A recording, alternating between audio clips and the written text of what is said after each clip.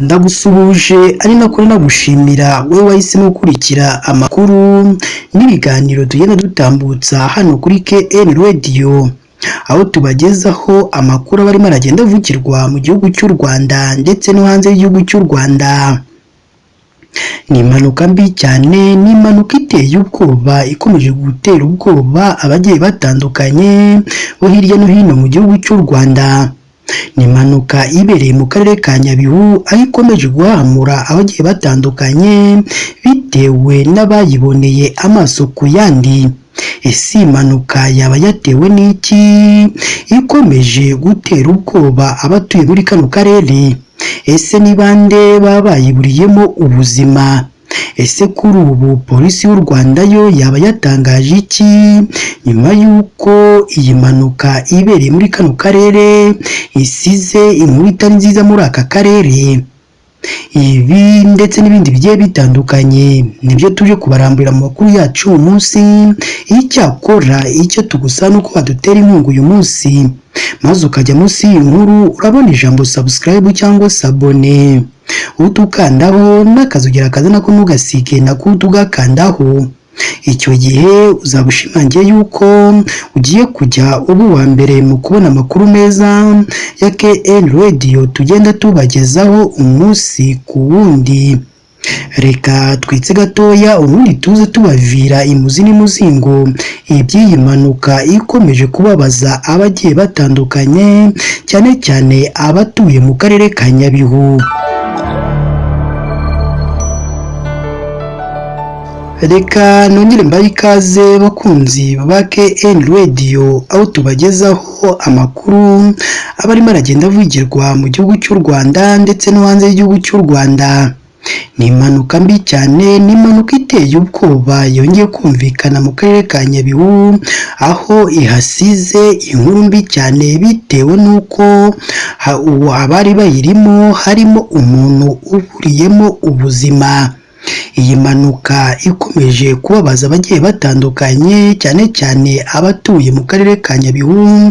Ibereye mu murenge wa Mukamira ku muhanda Musanze-Rubavu, aho habereye impanuka ku gicamunsi cyo kuri uyu wa kane tariki ya 3 Ukwakira 2024, aho ikamyo yari ipakiye umusenyi cyangwa garaviye igwiriye umunyonzi ahita abura ubuzima ako kanya. Ibikomeje kubabaza abagiye batandukanye bo muri kano karere ka Nyabihu. Amakuru avuga ko iyo kamyo ubwo yamanukaga iva mu gice cya Rubavu yerekeza i Nyabihu yakase ikorosi irenga umuhanda, igwira umusore ukora akazi ko gutwara abantu n'ibintu ku igare wo mu murenge wa Jenda wari uri ku nkengero z'umuhanda asunika amata ku igare, ahita abura ubuzima. Abayibonye nabo bahita bagwa igihumure bitewe n'ukuntu uwo musore yapfuye urupfu rubi cyane. Amakuru kandi akomeza avuga ko umurambo wa nyakwigendera wahise ujyanwa ku ivuriro rya Bigogwe, nk'uko umunyamabanga nshingwabikorwa w'umurenge wa Mukamira Bizimana Placide yabitangarije itangazamakuru. Mu magambo ye aha, uyu munyamabanga nshingwabikorwa yagiraga ati: imwe muri izo kamyo nini zitwara umucanga yamanukaga iva mu gice cya Rubavu igeze hano Mukamira yagwiriye umunyonzi wo mu murenge wa Jenda ahita yitaba Imana. Umurambo we kuri ubu uri muri centre medicale ya Bigogwe.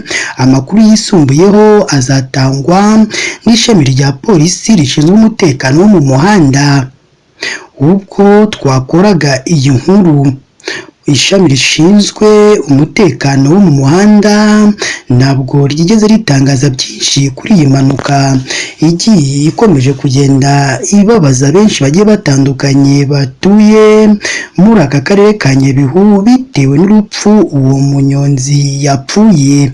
Gusa nihagira ibyo tumenya kuri iyi nkuru y'iyi mpanuka twazabigarukaho mu makuru yacu tugenda tubagezaho hano umunsi ku wundi.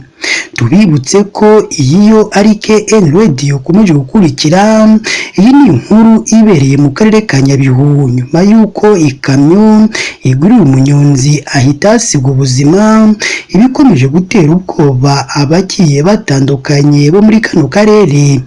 Si rimwe si kabiri polisi y'u Rwanda aho ihora ikangurira abatwara ibinyabiziga ko bagomba kuringaniza umuvuduko, bakita ku byapa bibayobora ndetse bakamenya imiterere y'umuhanda bagendamo kugira ngo birinde impanuka zituruka ku kamenyero gake ko gukoresha uwo muhanda.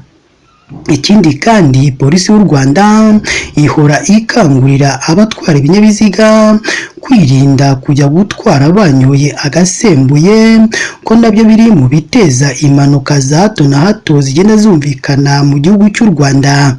Ikongeraho ko kandi umuntu wese utwara ikinyabiziga aba agomba gusuzumisha ikinyabiziga atwaye kugira ngo nikigera mu muhanda kitaza kuza kwangirika nacyo kigateza impanuka za hato na hato zigenda zumvikana hirya no hino mu gihugu cy'u Rwanda. Ndagushimiye we twabanye mu makuru yacu uyu munsi. Icyakora icyo tugusaba nuko wadutera inkunga uyu munsi maze ukajya munsi y'iyi nkuru urabona ijambo subscribe cyangwa se abone, utukandaho n'akazugira kaza no ntugasige nako utugakandaho. Icyo gihe uzaba ushimangiye yuko ugiye kujya uba uwa mbere mu kubona amakuru meza ya KN Radio tugenda tubagezaho umunsi ku wundi. Mu gihe kandi umaze kumva iyi nkuru jya hatangirwa ibitekerezo maze uduhe igitekerezo cyawe, haba ari igishima ibyo dukora ndetse n'ikitugira inama y'ibyo twazahinduramo mu makuru tugenda tubagezaho hano kuri KN Radio. Mu gihe kandi umaze kuyumva yisangiza abandi kugira ngo nabo bumve aho ibyiza biri, ko nta handi ari hano kuri KN Radio. Mukomeze mugire ibihe byiza kandi Imana yo mu ijuru ijye ikomeza ibane namwe umunsi ku wundi.